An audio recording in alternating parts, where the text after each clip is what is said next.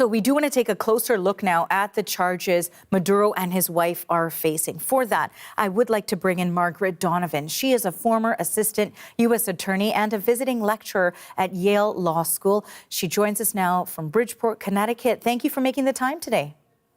Yes, thank you for having me. Okay, so I want to start with the charges that Maduro is facing here. What are they? How severe are they? Sure. So it's a 4-count indictment, and 2 of the charges relate to drug trafficking conspiracies, and the other 2 relate to firearms offenses. So it's to your question, are the charges serious? Of course, any federal crime involving drug trafficking and firearms is serious. However, I think it's important to note what isn't in the indictment. There are no capital offenses, so the maximum punishment for these crimes, the highest is life imprisonment. That's for one of the conspiracy offenses.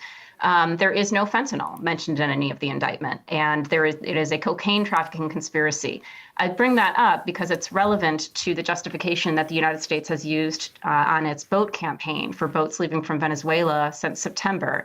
Basically, the administration has been saying that these boats are trafficking fentanyl, and that they are a threat to American lives, and that's why we can use military force. And so the absence of the mention of fentanyl, the absence of any capital offense, I'm not saying that there should be a capital offense in the indictment. I'm just bringing it up to say it's quite interesting that this is sort of what we've charged the leader of what the United States has said is this massive cocaine narco-terrorism trafficking organization. So you've got the 2 trafficking offenses, the 2 conspiracy offenses, and the 2 firearms offenses. And from all of those, there's a number of defenses that Maduro could raise. There's a lot of legal issues that will come up in the course of litigating this. And so it will be interesting to see how he first approaches this. In terms of what happened today, today was just a standard arraignment that happens in every federal case. So it's a little bit anticlimactic. What your reporter just covered is basically it. He and his wife were likely read the maximum punishments. They entered a not guilty plea, and the judge set a trial schedule. So from here on out is when it's going to start to get interesting.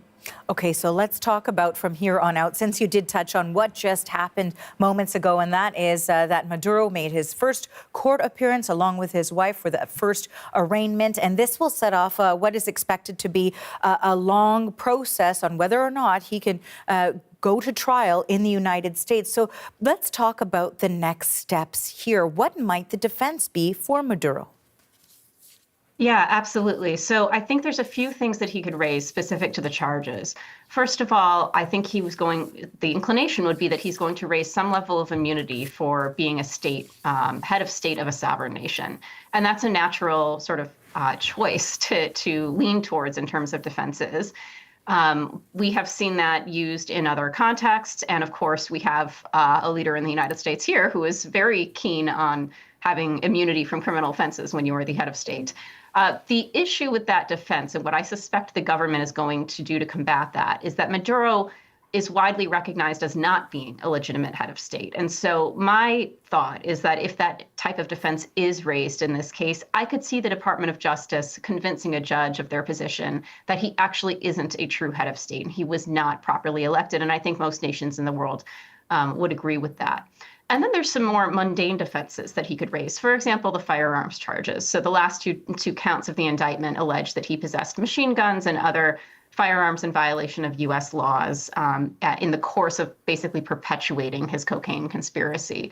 And so any case that involves that, you have to raise the defendants will raise the defense that they may have been carrying a firearm in the course of this conspiracy, but they weren't doing so in a way that was to further the conspiracy. And so when you have somebody who is in the position of Maduro and some of his co-defendants here, mostly other government officials in Venezuela, there may be a million reasons why they're carrying firearms. It may not have been to perpetuate this conspiracy. So the firearms offenses are sort of attenuated at best. Of course, it's not as if they possessed the firearms on U.S. soil. This would have been something that happened overseas, but the cocaine that was being transported, that the firearms were used to facilitate the transfer of, that ended up in the U.S. And so that's sort of the jurisdictional hook to bring those offenses.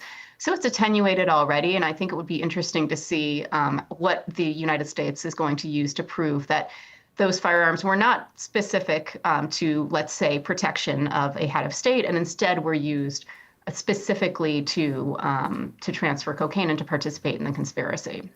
And I guess, Margaret, some of the other complications here may also be the capture of Maduro and the legality of it all, whether or not he was illegally brought to the U.S. in this mission that was carried out by the U.S. over the course of the weekend. How might that complicate things? And I also wanted to ask you about the legal representation for Maduro and his wife.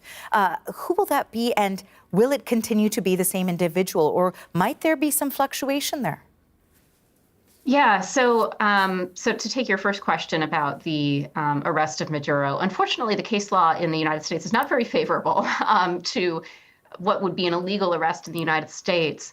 Those types of conditions being employed in an arrest of a non-U.S. citizen located abroad. He's not going to be able to basically claim constitutional rights related to his arrest.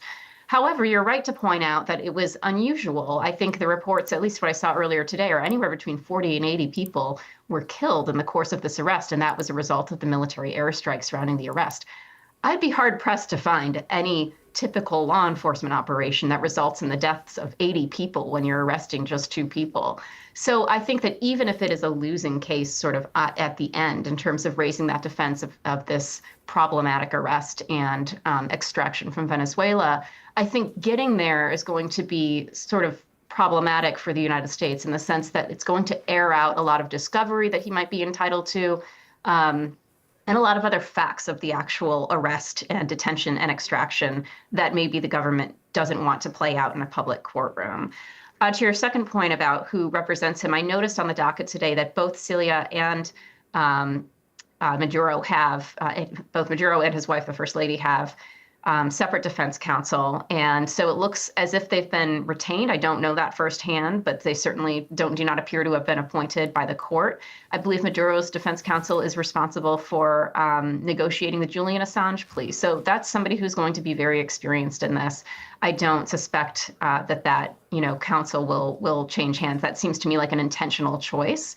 I don't have firsthand knowledge. I'm just looking at the docket and assuming based on the reputations of those 2 individuals who came in to represent Maduro and his wife.